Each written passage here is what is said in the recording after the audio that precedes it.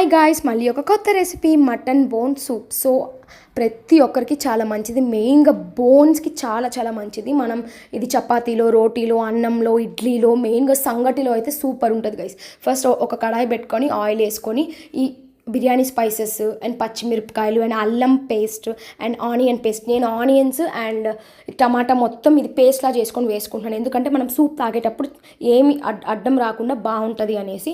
So ఇవన్నీ మంచిగా సాటేజ్ చేసుకొని ఆయిల్ పైకి వచ్చేంత వరకు, పచ్చి వాసన పోయేంత వరకు మంచిగా కలుపుకొని ఇందులోకి ఉప్పు, కారం, పసుపు, జీలకర్ర పొడి, గరం మసాలా, ధనియాల పొడి అన్నీ వేసుకొని మంచిగా సాటేజ్ చేసుకోవాలి. నేను ఆల్రెడీ ఈ మటన్ బోన్స్ నేను బాయిల్ చేసుకున్నాను, 10 to 12 విజిల్స్ పెట్టుకున్నాను.